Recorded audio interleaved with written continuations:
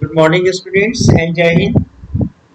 Now, in our previous classes, we have studied, or we are in process of the studying the topic we are covering now, the crisis of the 14th century.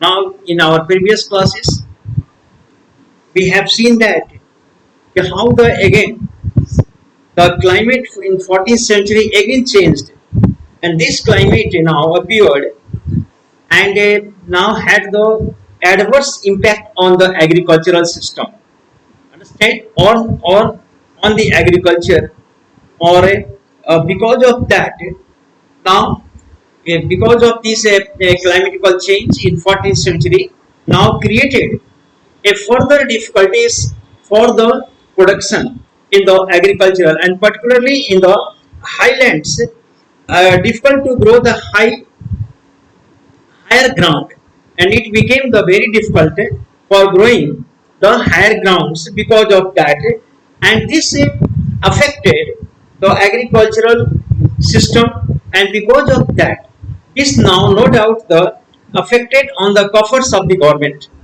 on the incomes of the government. This caused the a very adverse income.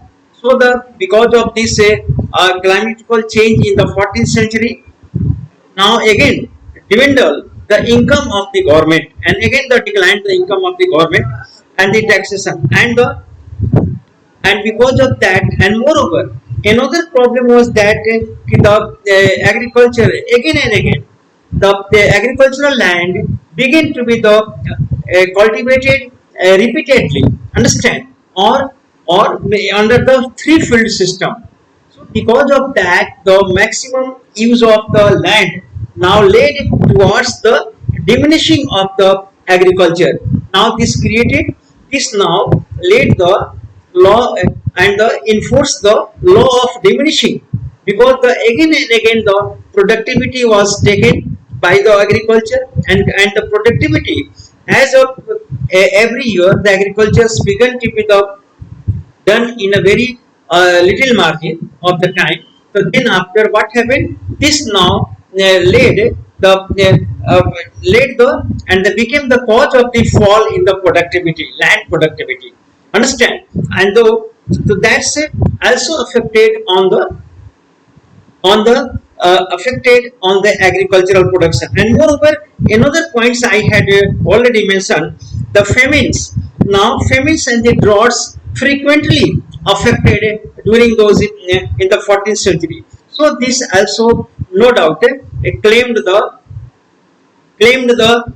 now the lives of the people, and as well as claimed the life and the declined the massive now the death of the massive cattle stocks and the cattle wealth.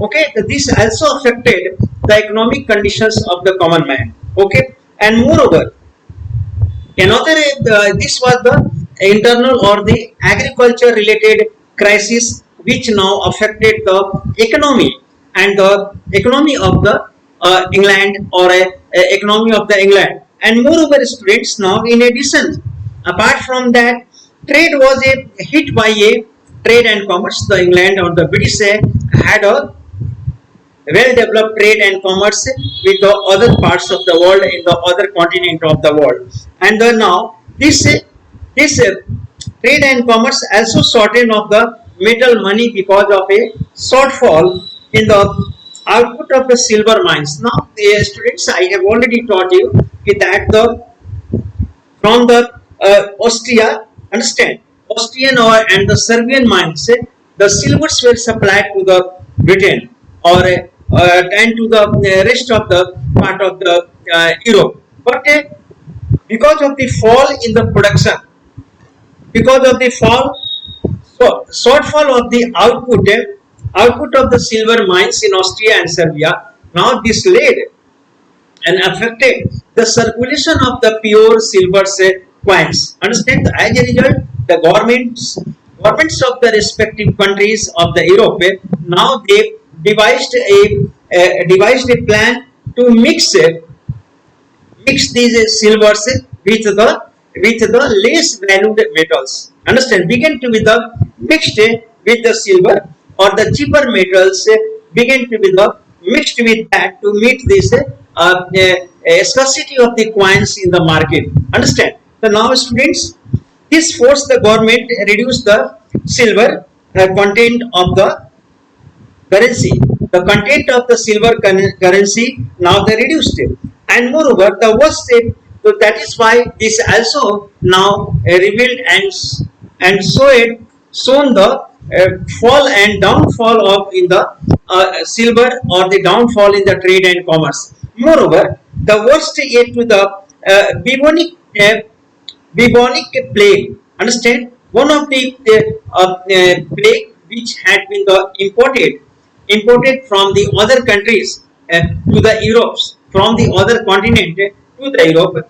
This now caused a great disasters and a great disasters for the human lives there. Understand? Or human life, and now the worst step to come here.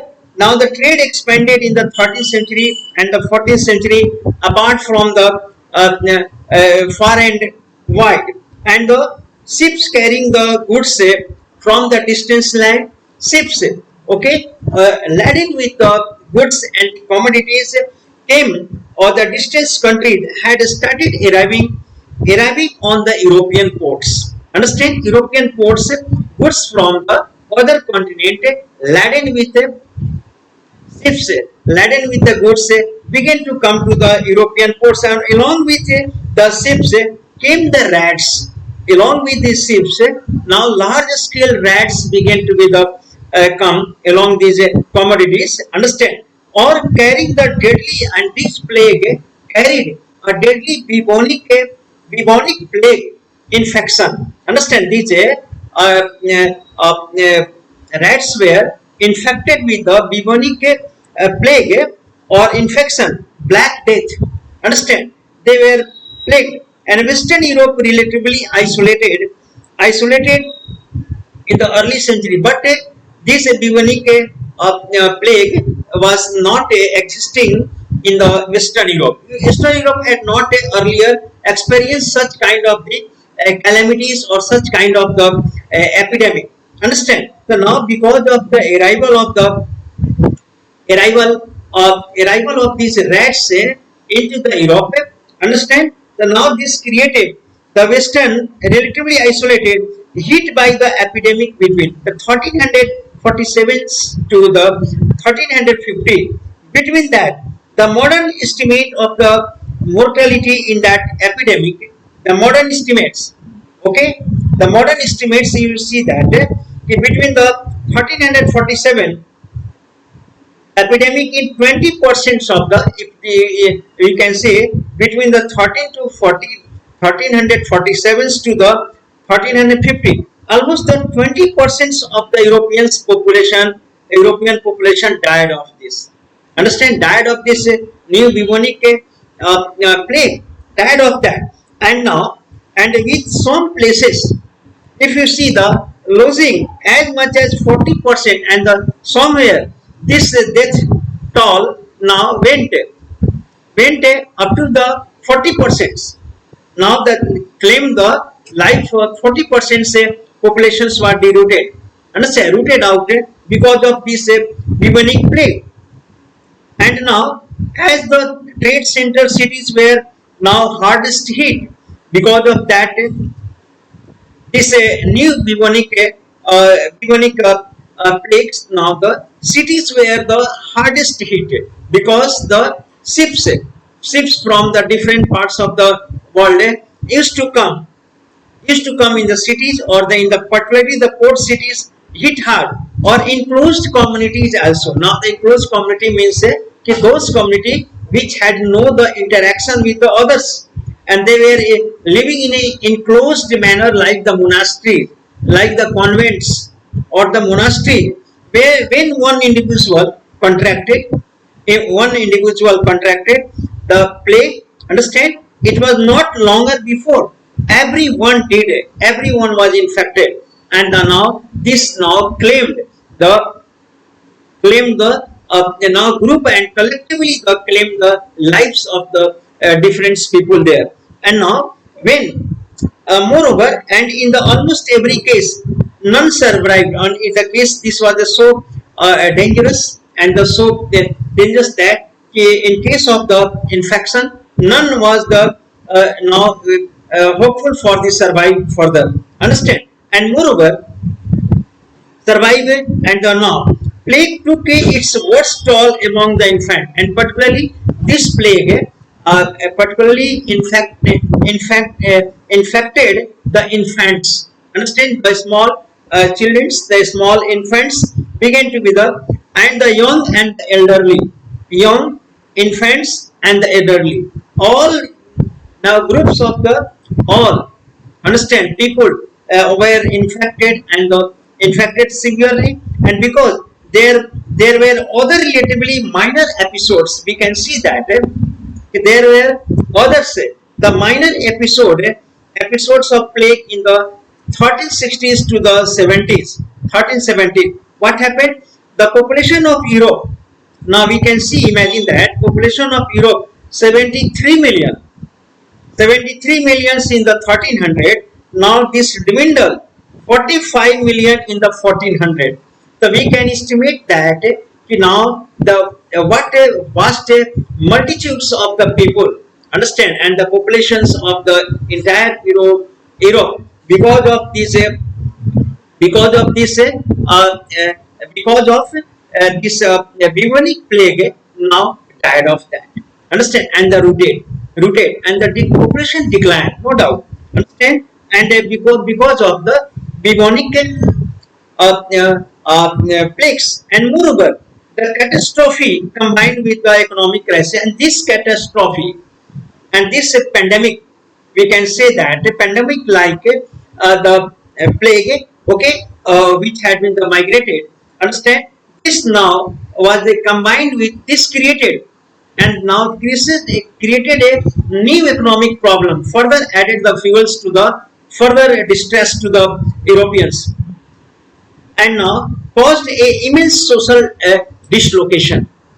Other or the immense social dislocations and the depopulations resulted in the major shortage, and this depopulation now resulted in a major shortage of the labor. This now because the large scale of the people now got death. Understand? Because of this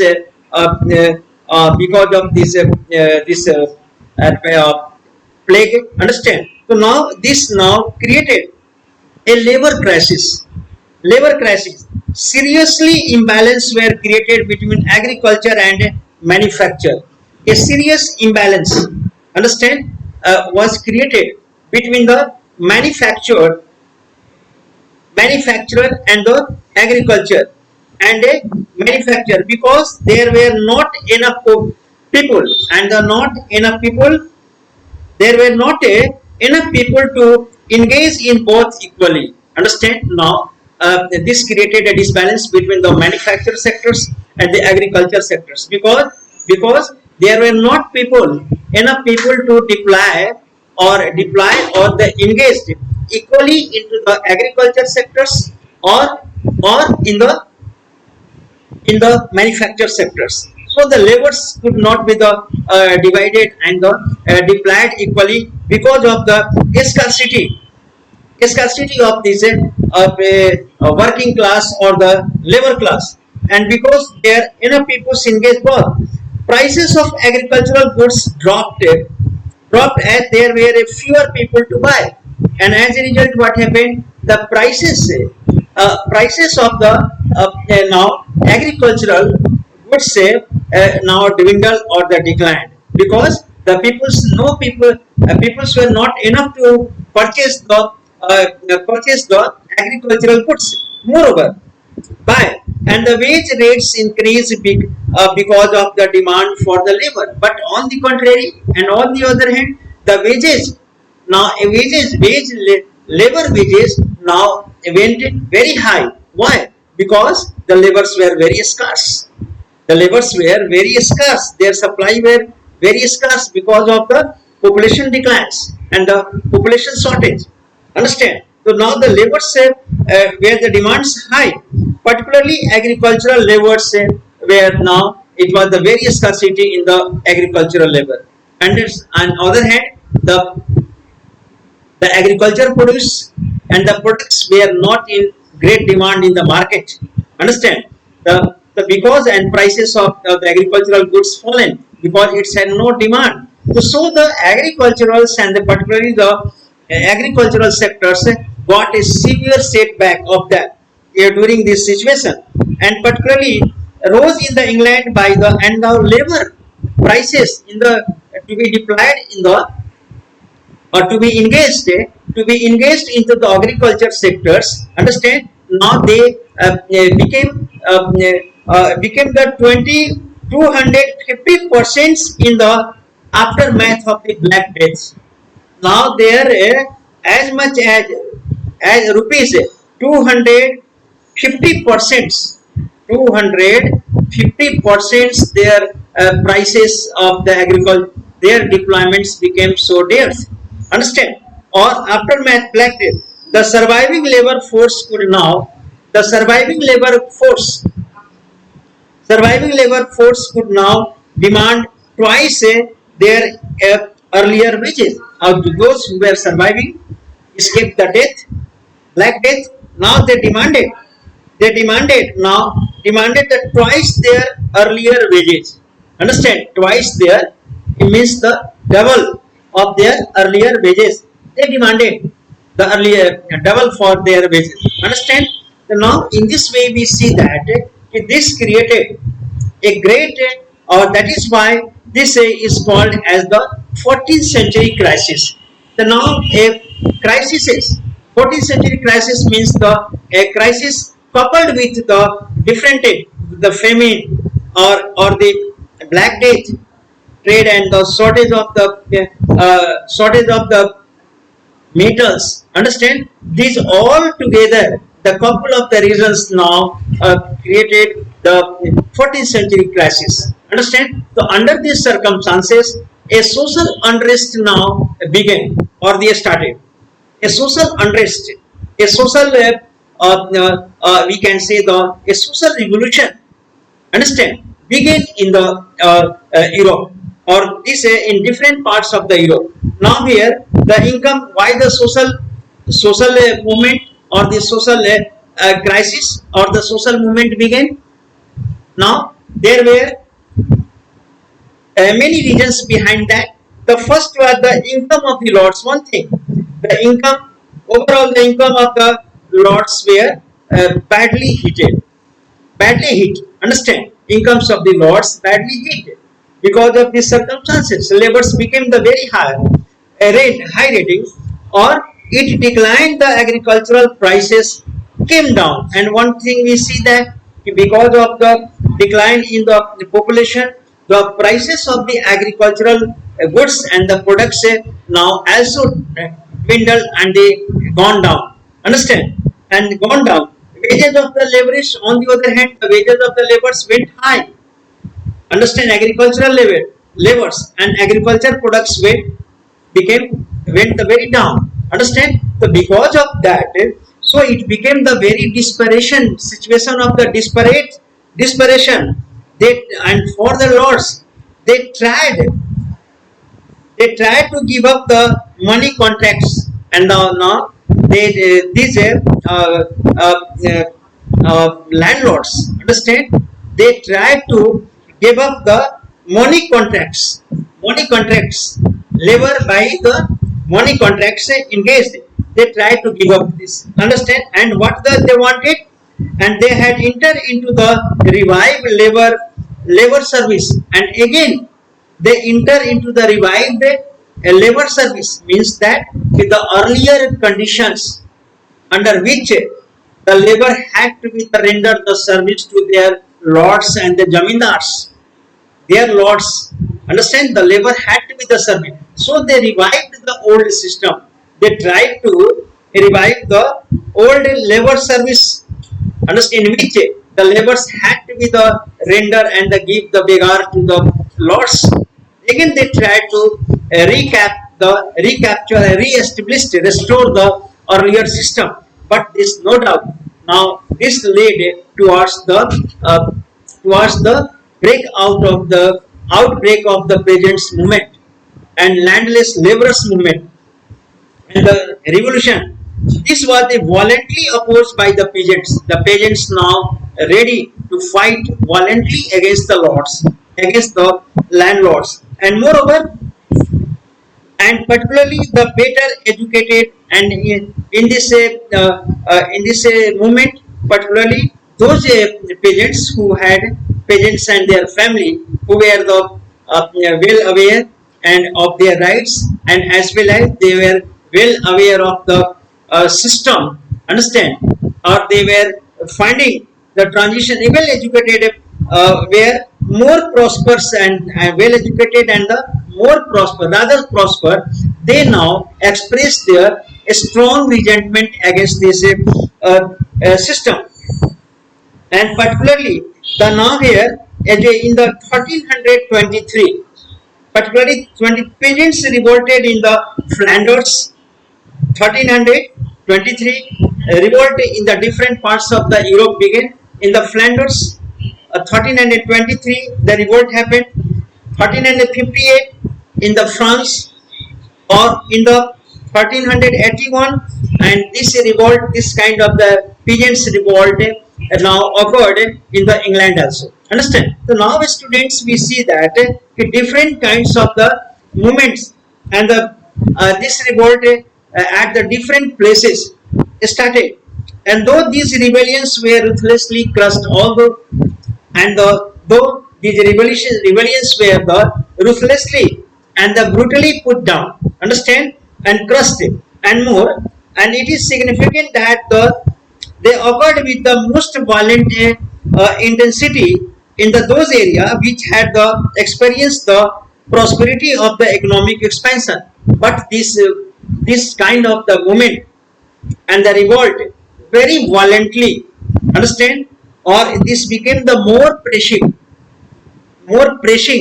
and the more dominant. This revolt happened in those areas which had experienced the prosperity of economic expansion, in those areas which had now experienced and which had now prosperity came there because of the economic growth.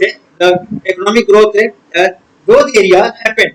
A sign that peasants were attempting to protest the gain and they had made the previous century, and now the sign where the peasants, a sign that peasants were attempting to protect the gains they had made in previous century, despite the severe repression. Now many severe repressions now occurred and they happened. But despite this severe repression or the suppression, ultimately the sheer intensity of the peasants' opposition ensured that the old feudal relations could not be reimposed, and now this now made the very clear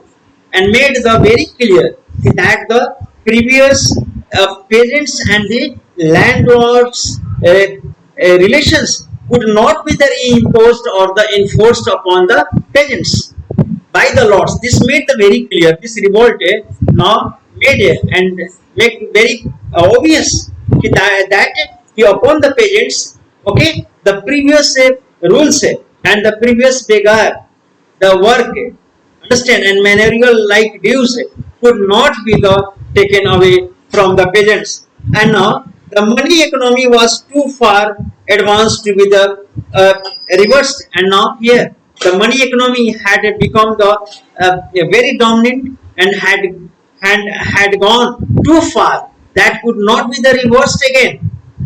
Understand, the money now played. So a new economy had now made its room in the European society. So that could not be reversed now, and the old system could not be re-established.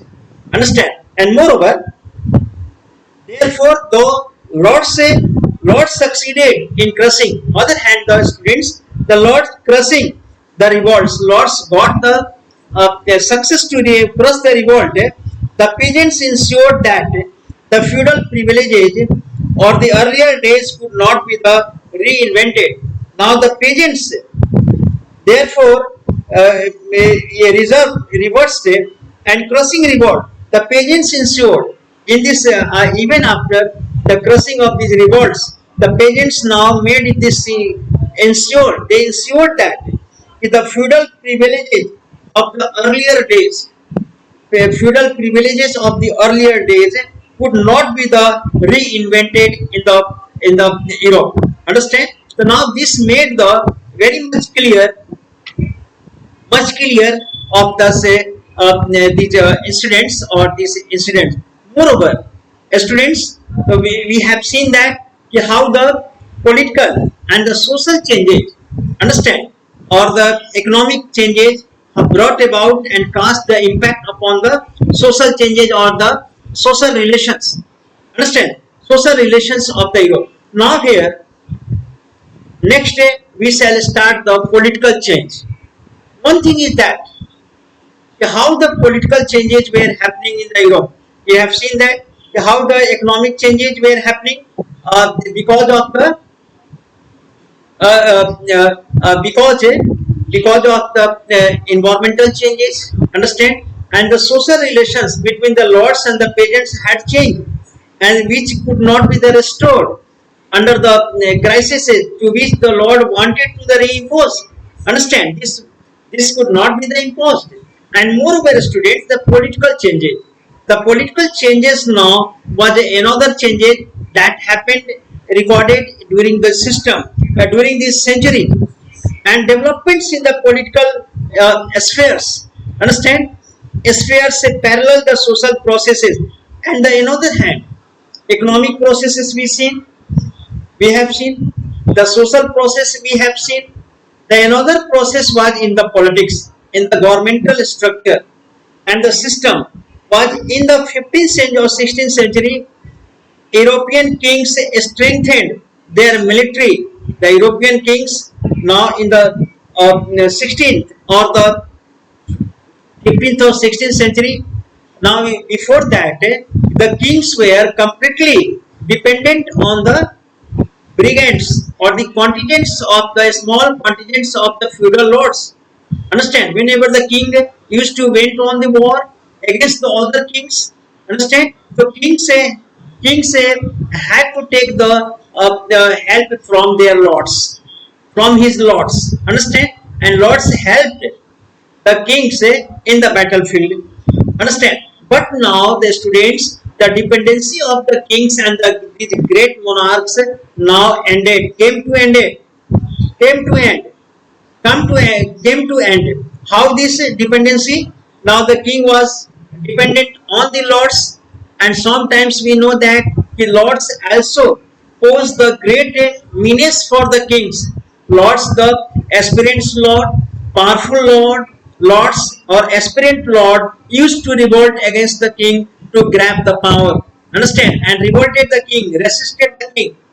So the kings now also change their mode of power and change the mode of their power controls. European kings strengthened their military, and by the 15th and 16th century, the European king now began. They left the dependency for the economy and dependency for their military power on the lords. How they made their military and the economic power stronger, their own power. The powerful new states they created, the powerful new state these kings of the Europe created, very significant for Europe. Economic change at the occurring, as economic change were occurring, trade and commerce were expanding. So these kings also changed their trend and changed their mode of power. Now, the historians of the European historians now therefore call these kings the new monarchs, the European historians. Now, on the basis of the mode of the power, changing in the mode of power, changing in the political structure, or changing in the dependency of the kings upon the lords, on that basis, the European historians termed in the 15th and 16th century to these all the kings, understand, and the rulers, they term them as the new monarchs. Monarchy is the system in which we know very well that the king rules and gets the and inherit on the basis of the hereditary system. The kings now one new king say gets the authority from his ancestors, from his forefathers. Understand, from his forerunners. Understand. Now here we see that if financials the powerful new states created were the significant for the Europe. Still now here, king's new monarch, Louis XI of the France, understand, Maximilian in Austria, or Henry seventh in England, and the Isabella and Ferdinand's in the Spain were absolute ruler. They became the absolute ruler. It means that they now organize their military power or their military strength in a such way that they would not be the dependent further on their lords. They will be the self-sufficient and self-sufficient in the field of the now maintaining the military strength. Understand? So these kings now made their power absolute. Absolute power. It means that entire power they inherited in their hands. They will not be the dependent. All powers, it means in other words, all power centered in their hands. No decentralization of power they left. They now give up the decentralization of the power. They now make their power, make themselves as a power center, as a spring of the power. They made their own. Understand? So now in this way, this mode of the political changes now also brought about the major changes in the all field. Now students, today, next day, political changes. This is the last chapter, last topic. Understand? For your yearly examination, I will teach in the next class the political changes, or then after that I shall now discuss about the map. Understand, map work I will discuss how to do the map, how to indicate the map or identify the map. Okay, thank you very much.